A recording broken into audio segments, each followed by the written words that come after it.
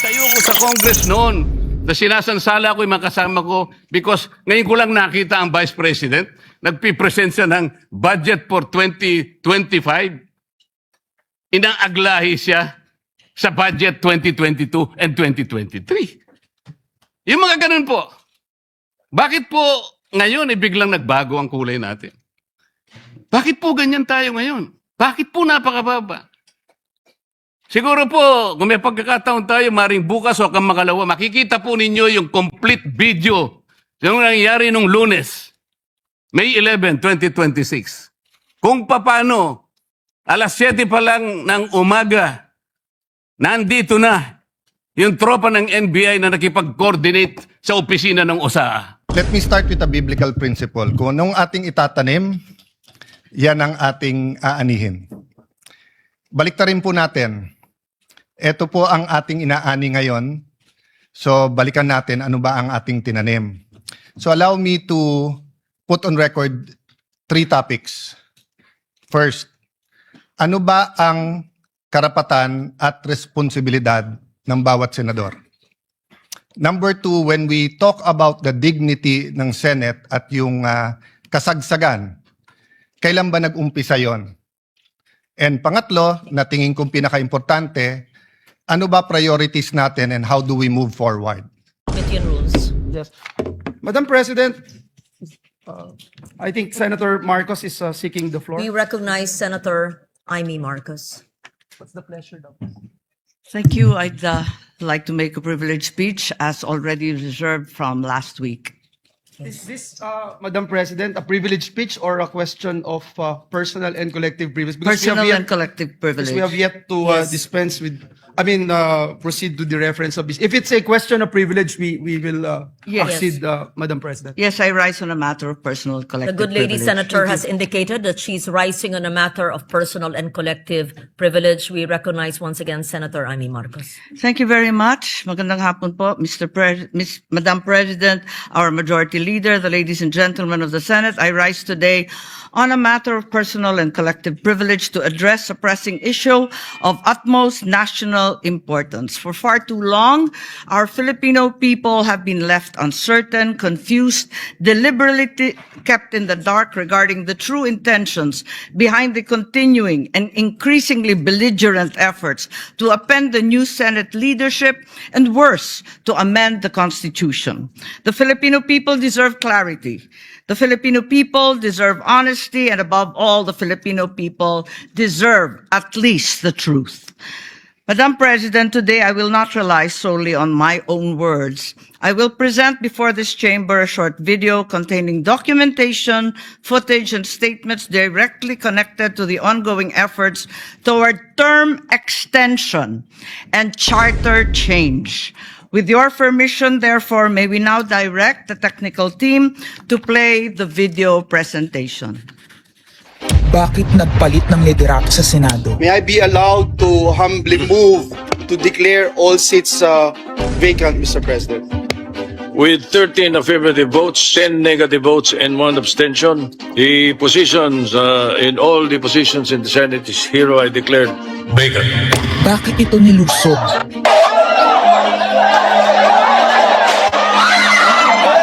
Bakit patuloy ang pananakot? Talagang garabalan, obvious na obvious, iniisa-isa ang majority. Bakit may panggigipit? Pinakakasuhan ng Ombudsman si Senator Rodante Marcoleta ng plunder at indirect bribery.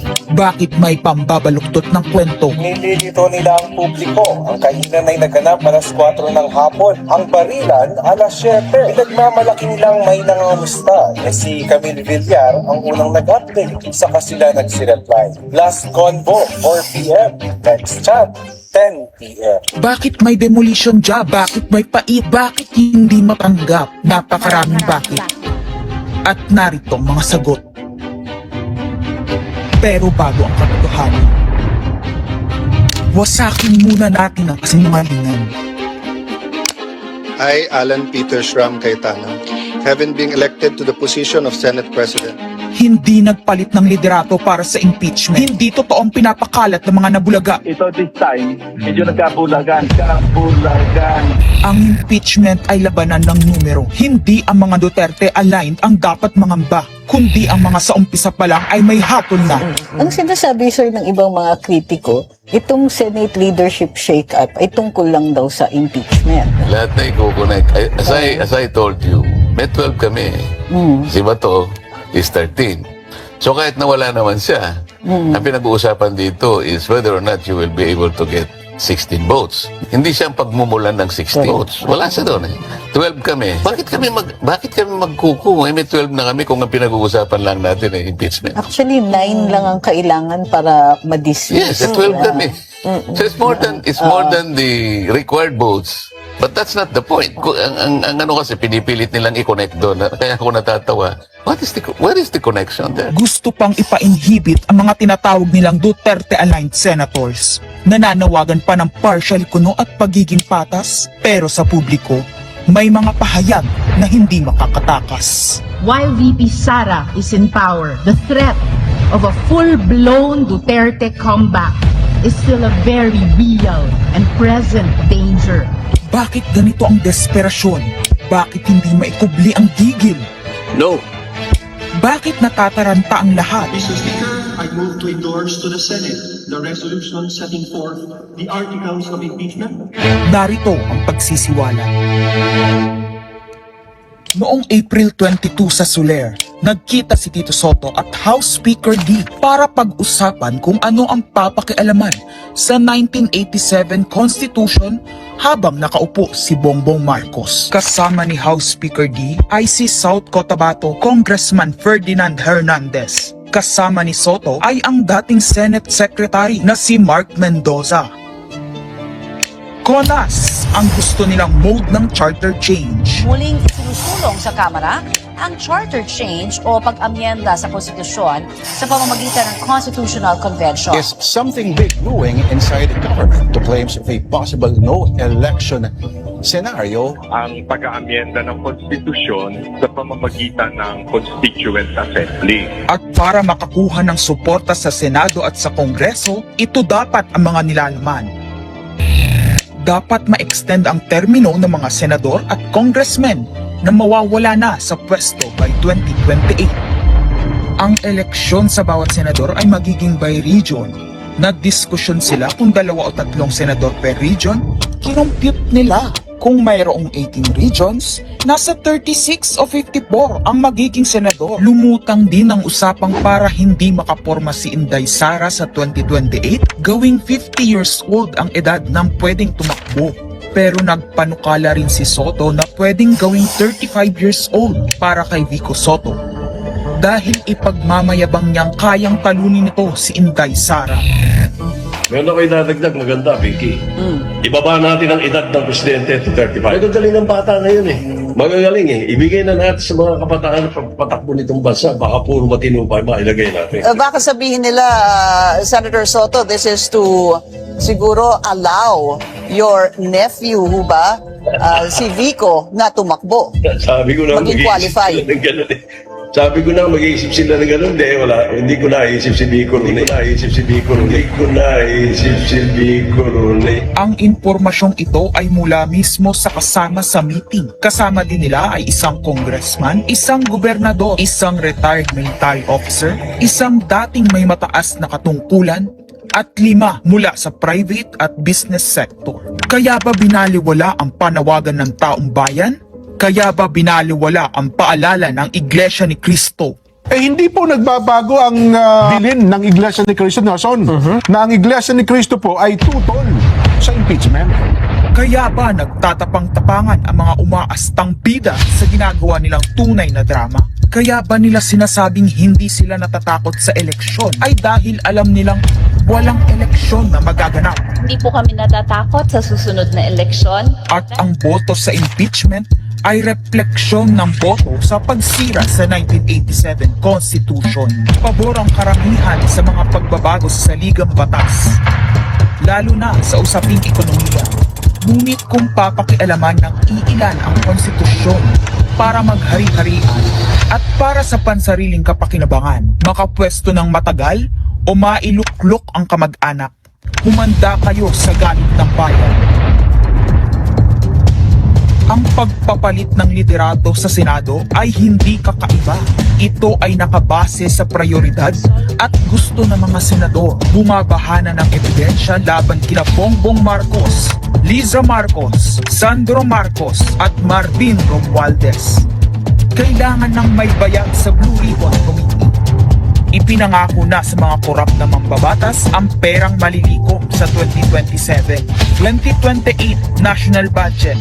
Dapat pigilan. 2028. Alam natin, that's the election budget.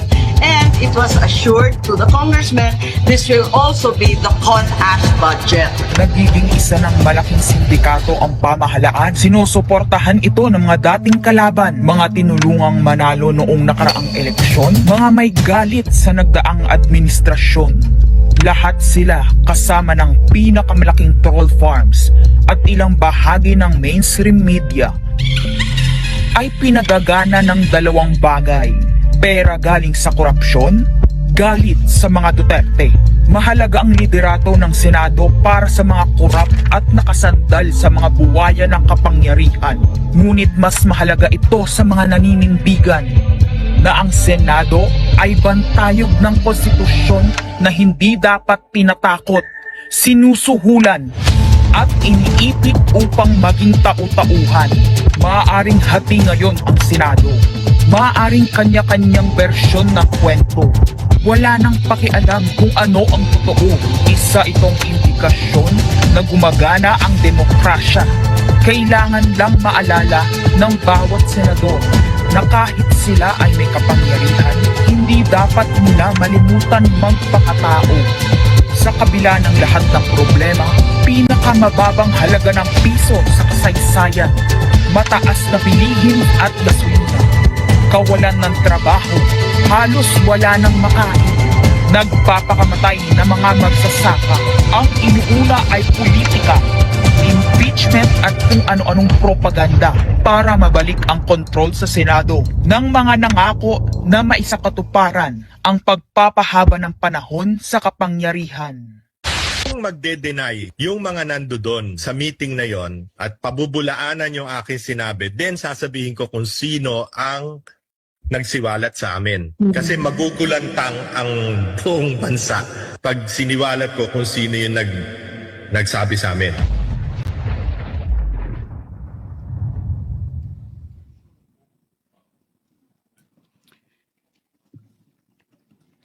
Impeachment, no elections, term extension.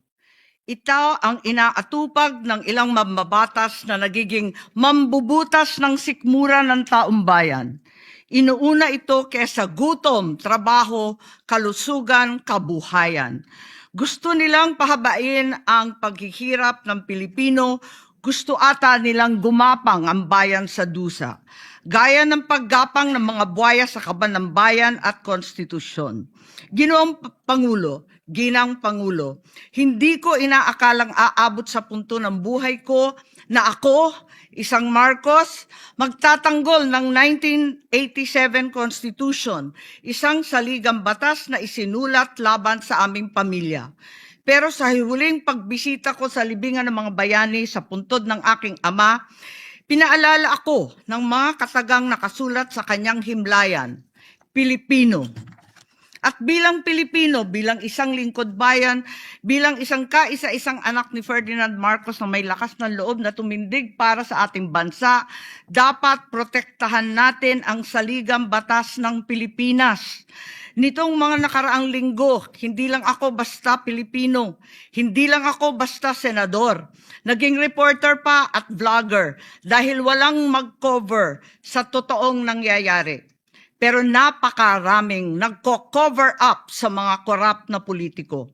Kung meron nakakaalam sa galit ng bayan pagdating sa pagpapahaba ng poder sa kapangyarihan, nasa unahan na ako ng listahan.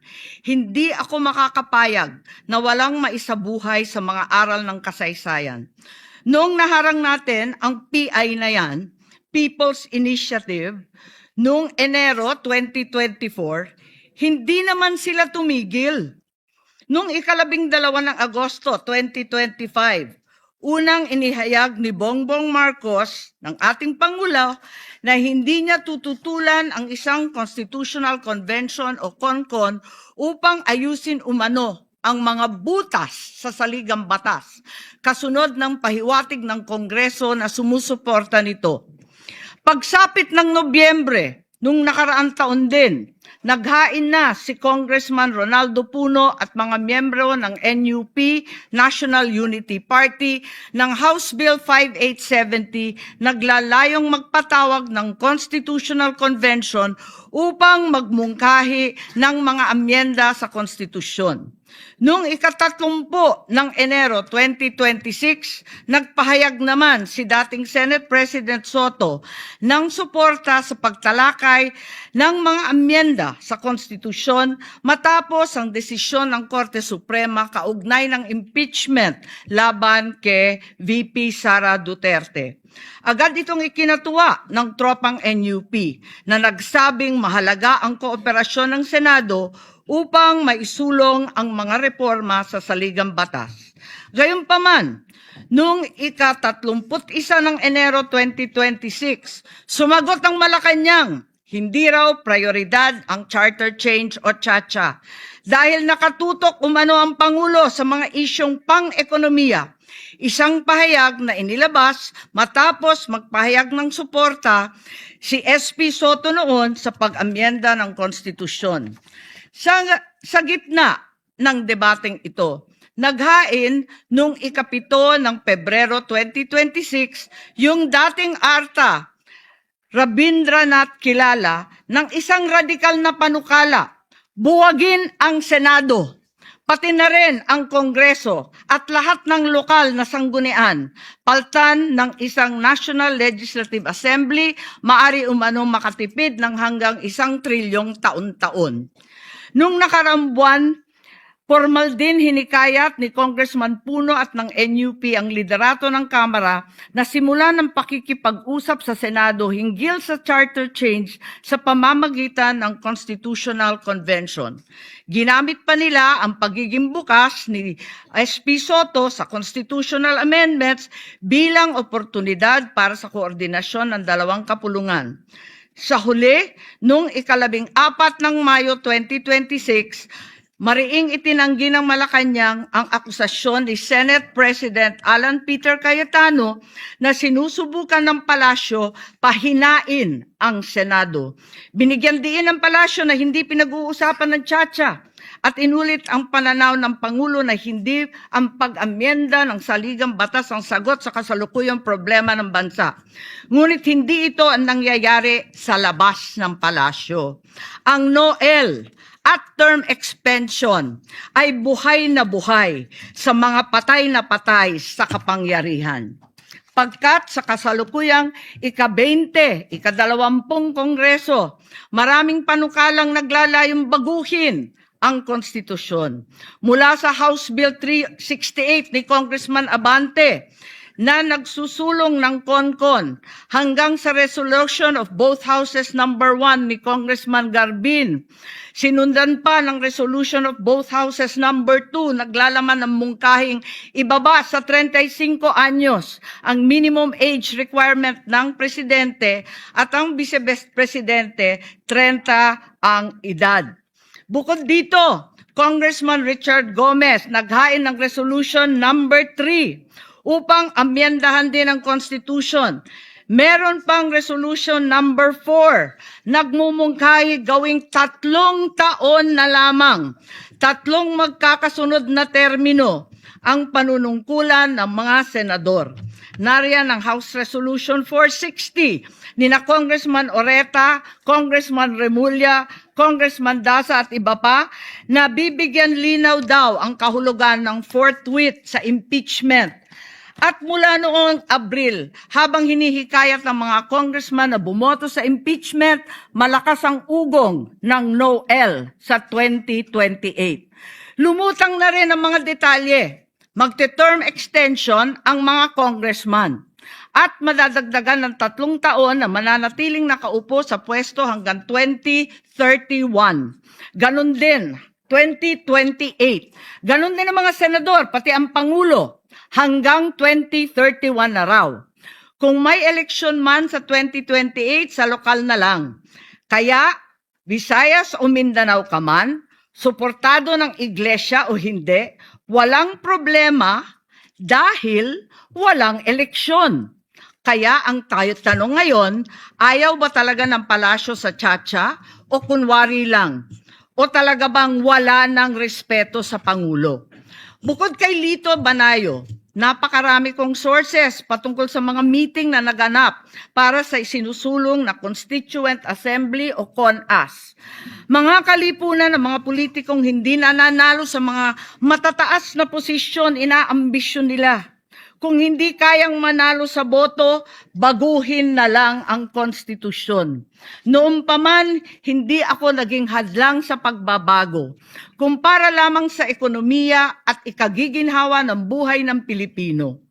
Pero, magagaling ang mga buwaya. Tahimik na gumagapang upang malamon pati ang konstitusyon.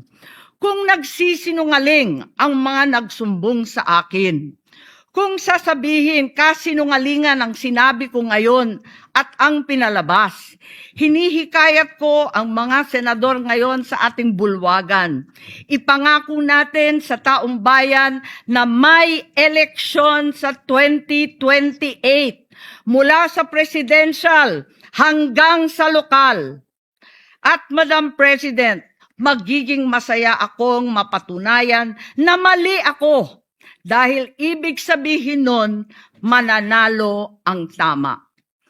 In the interest of time and that this chamber may proceed with its scheduled legislative business, I will not entertain any interpellations at this juncture and would rather allow the facts in the video as well as confronting this nation to resonate fully with this chamber and the Filipino people.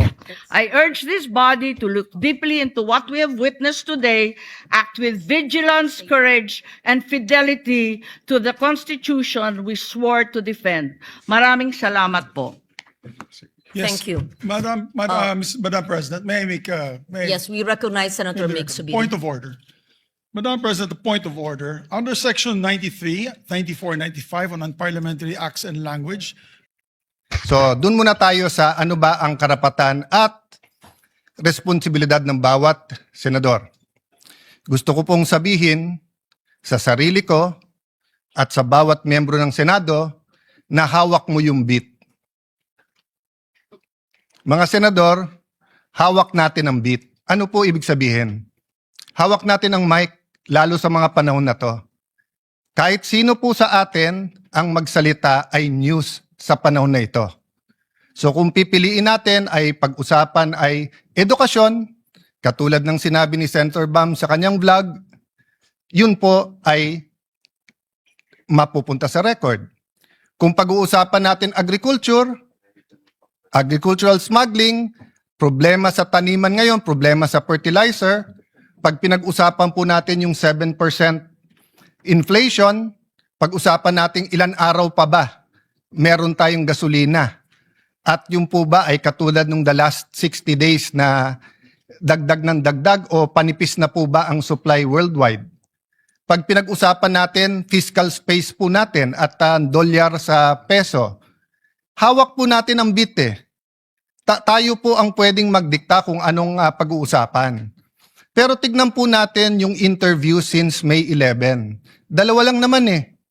Paano palitan muli si Alan Cayetano? At pangalawa, bakit bumaksak ang dignidad ng ating Senado? Okay. I'm talking in general ha. Pa-isa-isa po. May nagsasalita tungkol sa inflation. Kanina lang po, si Senator Raffy Tulfo ay sinabi nga niya na dapat yung mga importante sa ating bayan. Pero ito pong Thursday, Friday, Saturday, Sunday, ang pinag-uusapan po yung 13-11. Pinag-uusapan fireworks. Pinag-uusapan papalitan. I'm at your service and I am at your disposal. Show me 13 hands or 13 signatures. I will even administer your oath if you want to. Ano po ang nasabi po last week? Bumaksak daw po ang Senado. And alam niyo po, kasundo ko si Senator Win.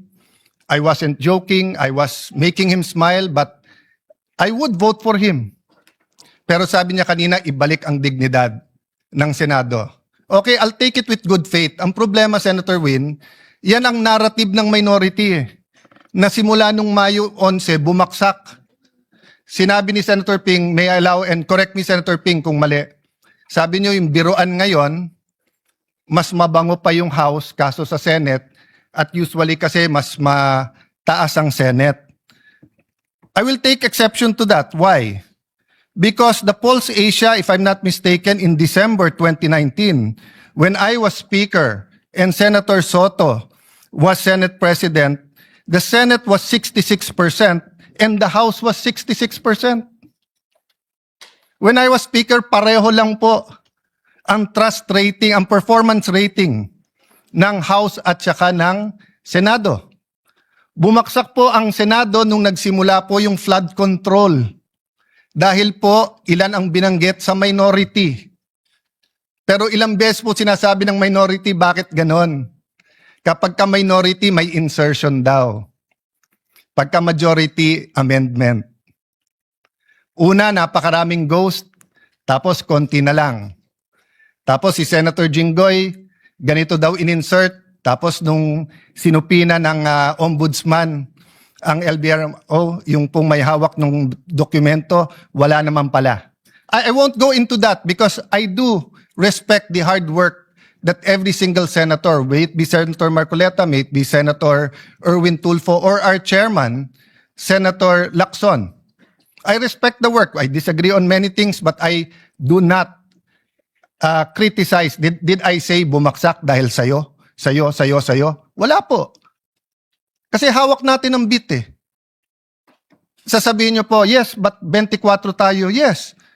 Pero kung 11 sa atin ang sinasabi, ang problema ay si Cayetano, palitan yan, at 13 naman tayo na nagsasabing con-as yan, at impeachment yan, etc. yan, edi 24 na tayo na yan ang pinapakinggan ng tao. Hindi inflation, hindi yung ekonomiya, hindi yung teenage pregnancy, hindi yung tumataas na bilang ng mga may AIDS, hindi yung problema sa PhilHealth, hindi po nakawalan ng flu vaccine ng ating DOH. Napakarami pong issue. Mr. President, bakit po ba na yung linggo ng May 11 ay naging napaka-masalimuot para sa atin? At yun po ay naging bullseye para sa marami. First of all, hindi po nanggaling sa bagong majority na kapag ka nag-take over etong majority na to, ay i-dismiss po ang impeachment. I-delay ang impeachment. Magiging partial ang impeachment. Kailan po niyo ako narinig na sinabi ko yung dating majority o minority ngayon? Pagka kayo ang majority, siguradong ma-impeach. Siguradong guilty si Vice President Sara. Wala po. Kasi nirerespeto ko politika nyo. Pero once na mag-oath kayo, naniniwala ko, impartial na kayo. Mahirap maniwala. Mahirap sa mga statements nyo tungkol sa Vice President. Mahirap maniwala na kayo'y magiging impartial. Di ko nilalahat. Ilan lang po sa inyo. But I recognize it's the same for us. Nahihirapan kayo maniwala na yung ilan sa amin na malapit sa Vice President, ako personally, malapit ako sa dating Pangulo, hindi po ako malapit sa Vice President. Pero kung ako'y maniniwala na kayo'y pwedeng maging impartial, why can't you give us the benefit of the doubt that we can also be impartial? Even Senator Padilla, who's very close to the Vice President, na ang dami ng statement, sabi niya, kaya nga nagsasalita bago mag-oath, kasi once na mag-oath, susundin niya yun. Ako po'y Kristiyano, siya po'y Muslim. Pero pareho kaming naniniwala, brother, di ba? Na once nag-oath ka, kasalanan sa Diyos ang wag sundin yung oath. So, Madam President, it's a two-way street. What's the difference? The difference is the minority keeps speaking outside the session hall na hindi natin basta't masagot. Senator Amy is speaking in the session hall na lahat sila ay pwedeng tumayo. Number 2, outside the session hall, walang out of order. Dito po meron. I'll go to that later kasi meron naman po tayong rules at may way forward tayo. But the first thing po, yung binansagan po ang majority na ang dahilan daw po ay yung impeachment. We've proven that wrong. In fact, I'll ask for another caucus tomorrow to finalize matters regarding the impeachment because on Thursday, may final meeting naman yung secretariat, yung magiging clerk of court, and we want to get your inputs. Secondly po, Senator Bato, he's a member of this establishment. He is entitled to go here and to vote. Bakit naging issue na pumunta dito para bumoto lang? The leadership of the Senate determines the direction of the Senate. The Senate is the last line of defense when it comes to democratic issues or issues that affect our democracy. That's been the history of the Senate, pre-martial law and after martial law. Kaya ngayon ang hinala, bakit inabolish ng martial law? Because the independence of the Senate is very important. Yung po ang ginamit sa akin ni Senator Coco then Senator Tito Soto, who I respect. During Duterte's time, sabi nila, we have to have an independent Senate. Wag si Alan kasi masyadong malapit. Well, I'm the first one now of 4 SPs since 2022 na hindi ko makiklaim na malapit sa presidente.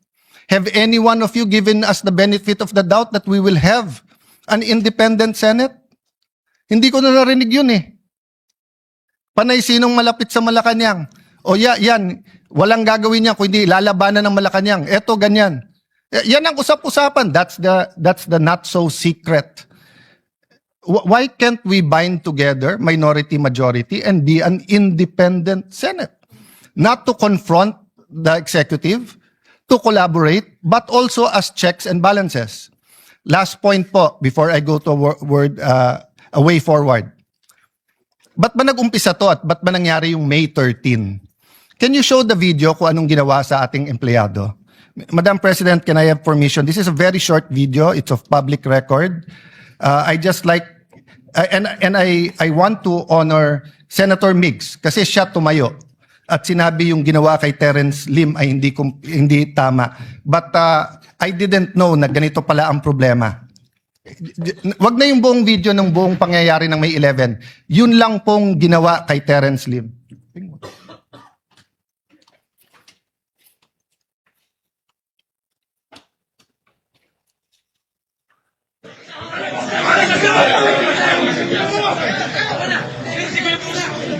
Oh, before that, baksak na siya dyan eh.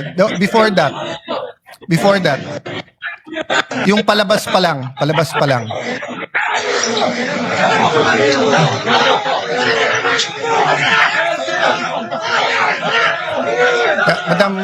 Madam Chair, may I ask, kahit na naghalo yung video, but yung palabas pa lang,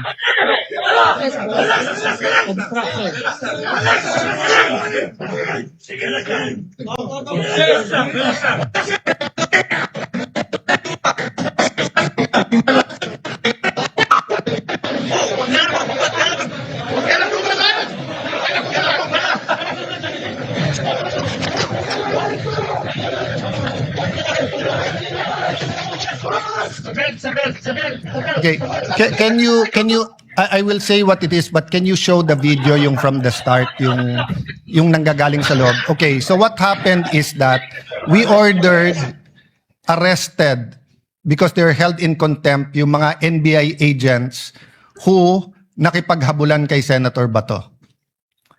When they were leaving the building, nagtutulakan, kinuha ng mga taga-NBI at ginulpe si Terence Lim. Just to clarify so that everyone knows, Terence Lim is Senate Security. Is Senate OSA, our employee. Yes. At yung isang taga-OSA naman ay hinarangan at tinabayhan ng isang taga-NBI. Nung gulpi at dapa na siya, lalo pang ginulpe, ayaw siyang palapitan sa medical. At nung siya'y binuhat, dinadala siya at pinosasan at dadalin siya sa sasakyan ng NBI para dalhin sa NBI. Okay? That's inside our premises. Have I heard anyone say that the dignity of the Senate is at stake here because the NBI ay nanggulpe sa loob ng ating premises, ayaw sumunod sa order ng Senate President at tinatakot pa ang ibang OSAA at isasakay sa kotse at dadalhin sa NBI. Isa lang po sa minority ang narinig ko po.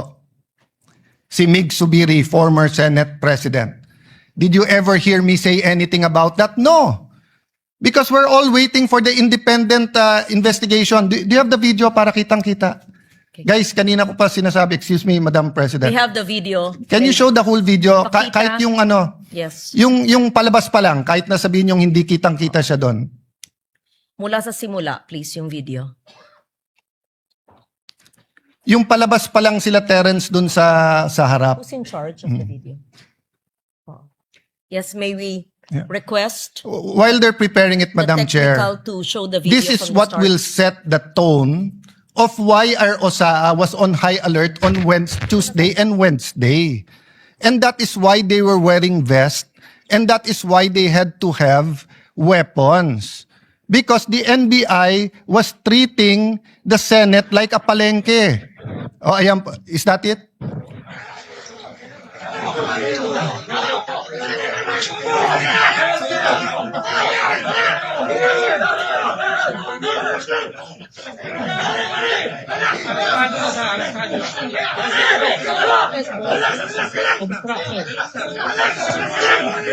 The person in white on the ground is Terence Lim, OSAA, And all or those Senate who are Security. holding them back are NBI. Yung NBI pa ang pumipigil. Ang pulis nakatingin lang. Yeah, continue the video.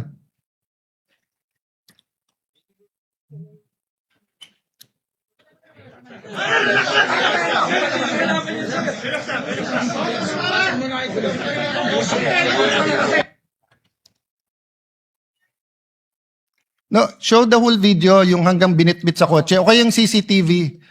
Hindi pa nakita nung maraming senador to. Madam Chair, that's one reason na hindi ko sinisisi yung iba sa minority. Kasi ako mismo, hindi ko nakita yung buong video. That's why I have communicated to everyone, including to the NBI.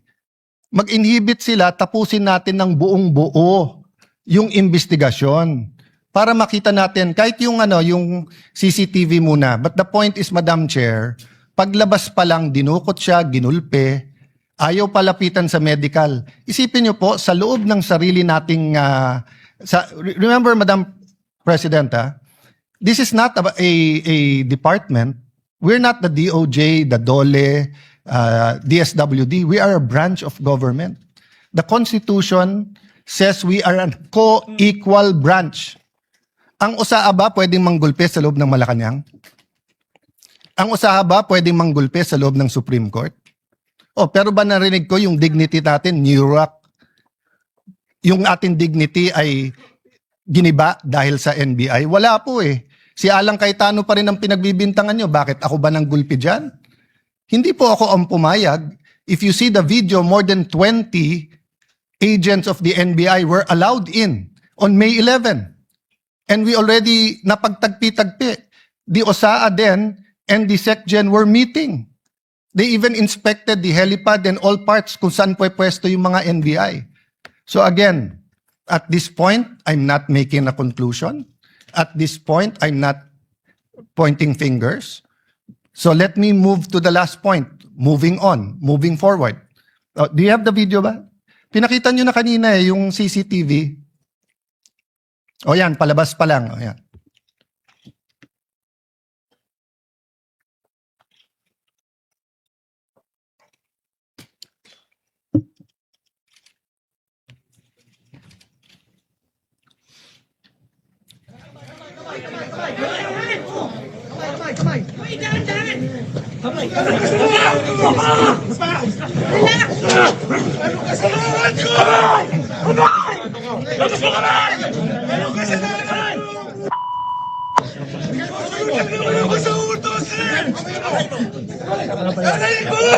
Ilabas mo kamay mo!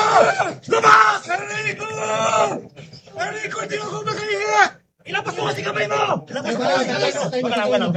Binubugbog si Terence Lim na OSA Senate employee.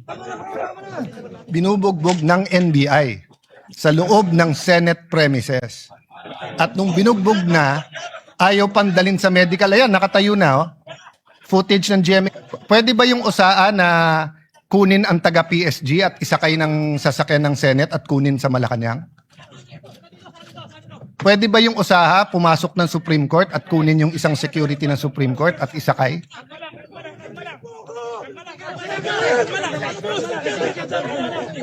Yan, pinusasan, isasakay sa sasakyan ng NBI.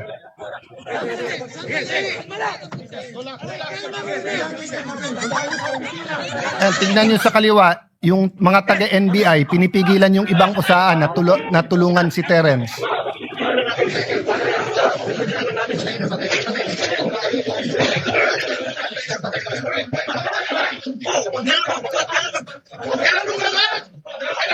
Pinagtulungan ang isang Senate Security OSA Terence Lim ng mga taong allegedly, I'm not sure who they are, within Senate premises na nambugbog. Yung punot dulo nito ay hindi tayo sigurado kung ano ang kanilang gustong gawin.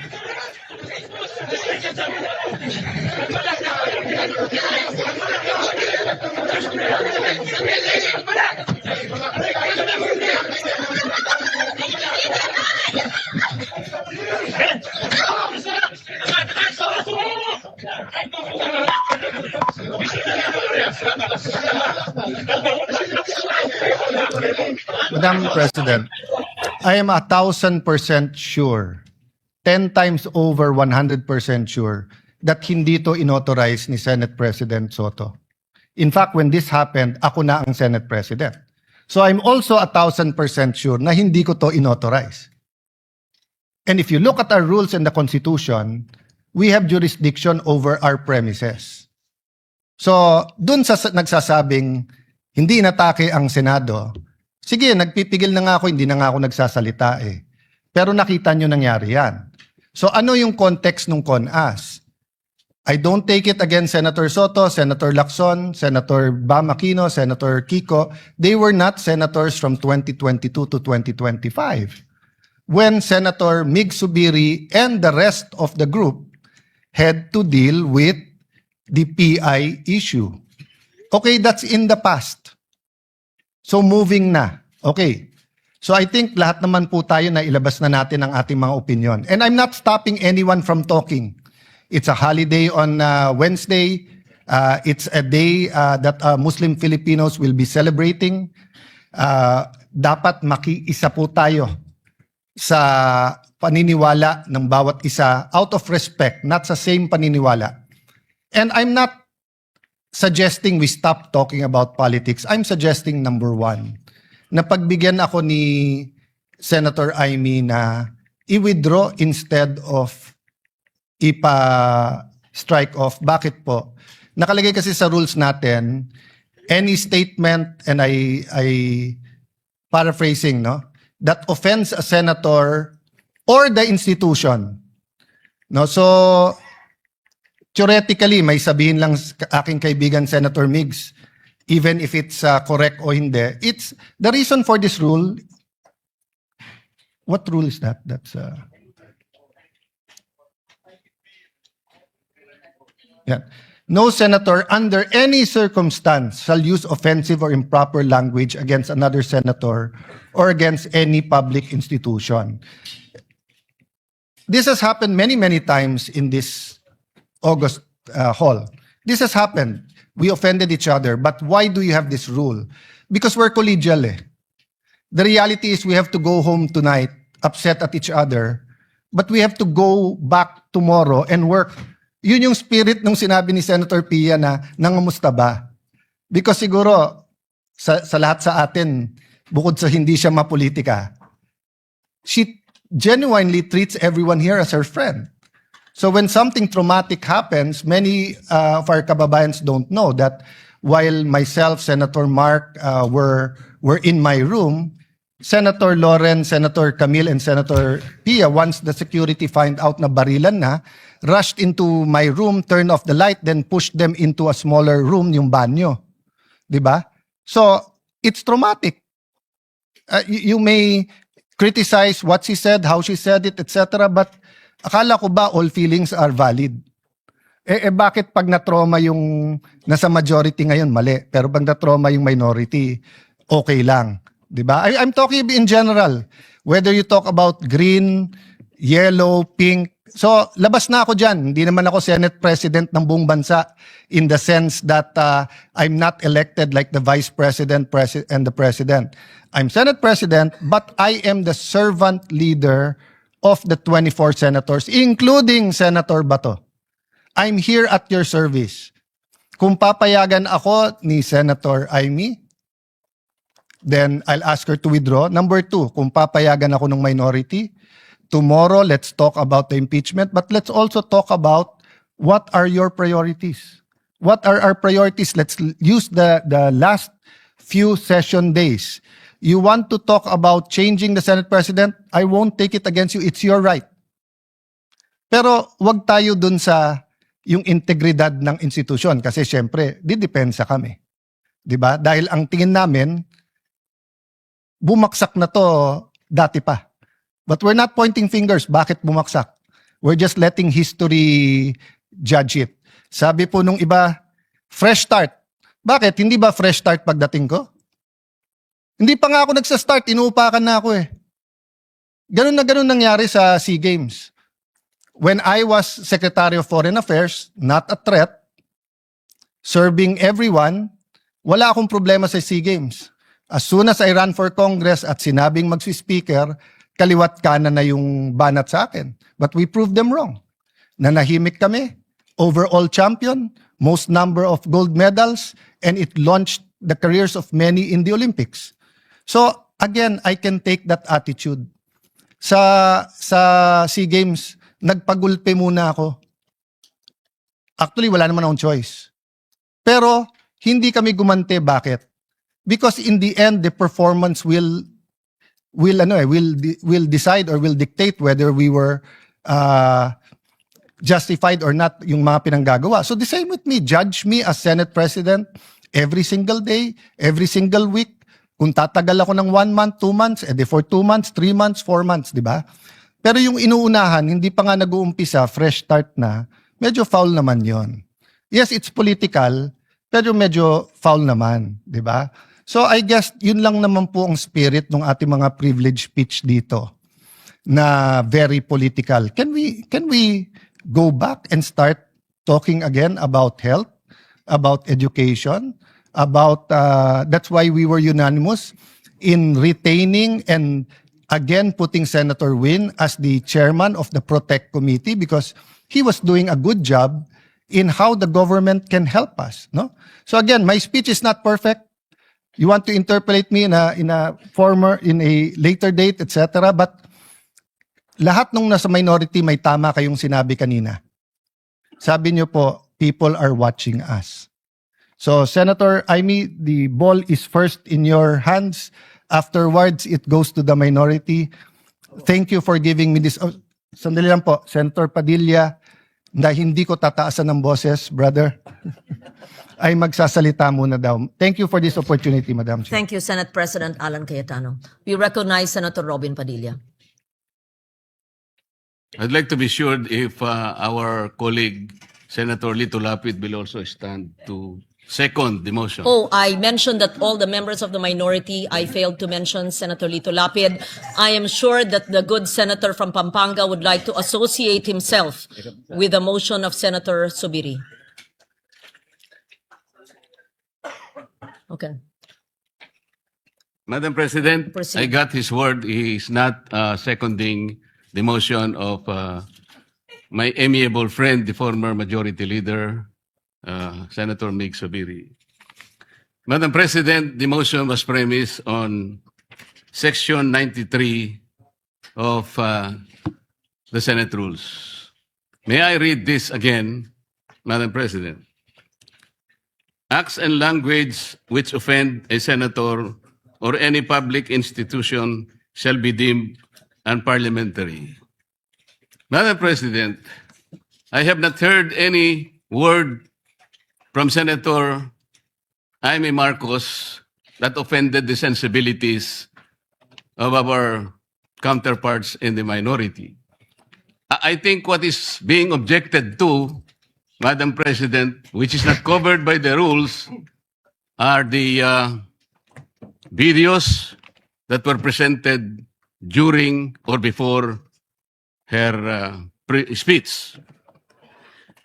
Pwede ko bang malaman, Madam President, kung yung pinay-strike out, kasama po yung video na nakita natin na kung saan ay nagsasalita ang ating kasama, Senator Risa Ontiveros. Kasi po sinabi niya, while BP Sara is in power, the threat of a full-blown Duterte comeback is still a very real and present danger. Sa akin po, walang problema yun. Opinion niya yun eh. And we have to respect that opinion. Yan po ba'y pinaalis natin? Gusto ko lang pong malaman, isa-isahin natin. Pangalawa po, nakita ko rin po yung sarili ko. Kasi po, ako'y naanyayahan sa isang television program, tinanong lang po ako, totoo po bang merong connection yung coup? Kasi po, ang tawag coup eh. Hindi naman po coup, yung karaniwang nangyayari po sa buhay ng Senado yun eh. Palitan talaga yan. Maraming beses na po yan. Ang sabi ko po, kasi kinukonekta daw nila sa impeachment. Sabi ko, hindi po siguro. Sabi ko, dahil sa ngayon, 12 kami. Hindi man kinakailangan naming mag-coup para lamang i-prostrate natin yung impeachment. Palagay ko po, hindi. Yung po bang opinion ko na yun, tatanggalin?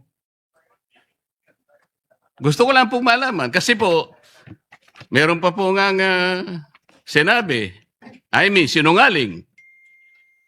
Meron din po nagsabing gano'n eh. Ang ibig ko po sabihin, Madam President, ngayon po nakita natin the vibrancy of democracy in this chamber. Isa-isa po silang nagsalita lahat. Nabigyan ng pagkakataong ipaliwanag ang kanilang panig. Hindi po ba maganda ngayon na nakita ng taong bayan, nagamit nga lang po yung kanyang presentation. Pero naging daan para mapakinggan ng buong mamamayan. At sila na po ang final arbiter, Madam President. Ako nga po eh. Ako nga po.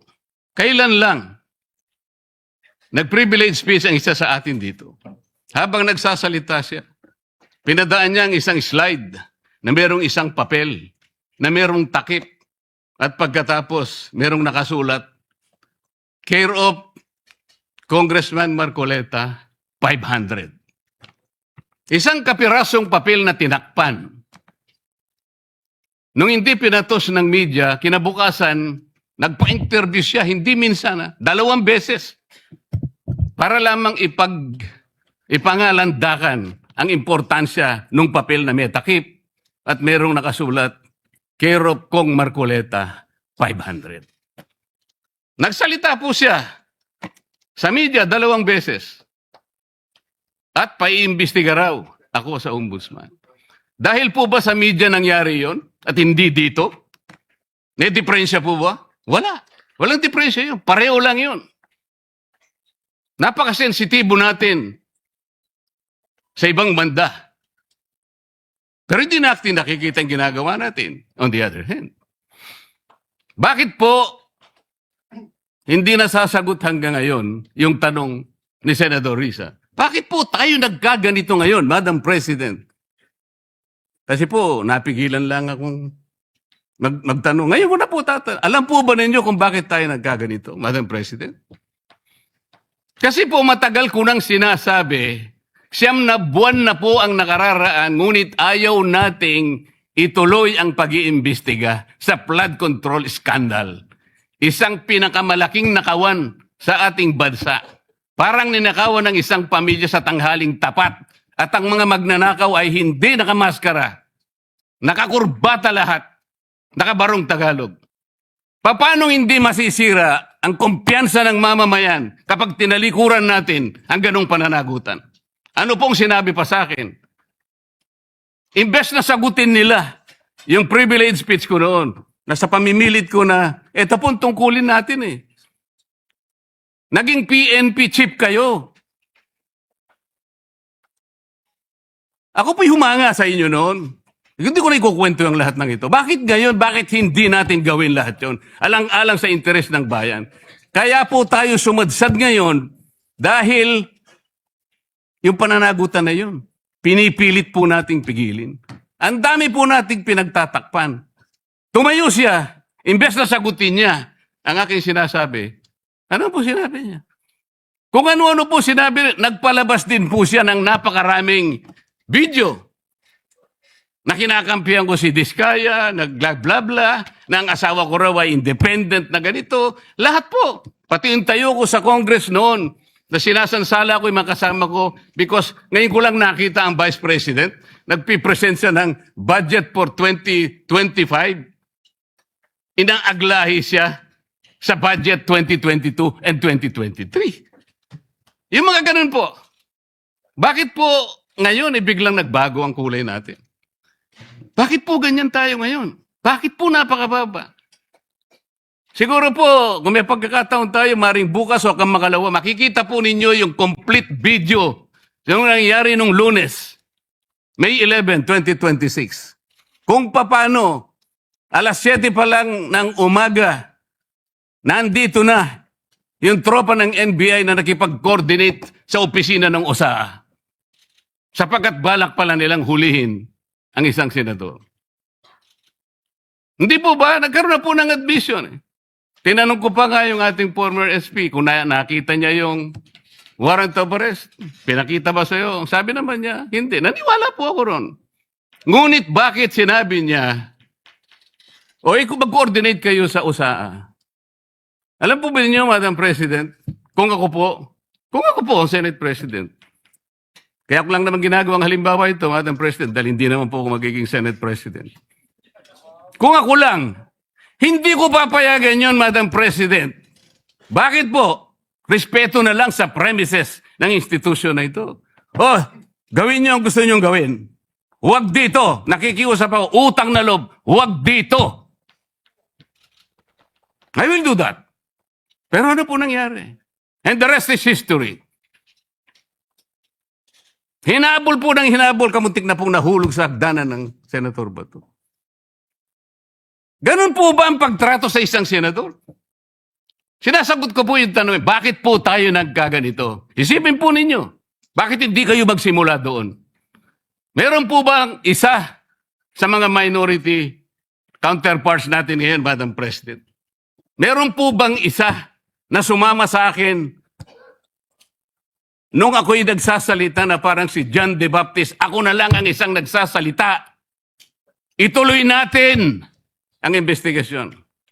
Meron po ba silang lakas ng loob na samahan ako? Madam President? Wala po.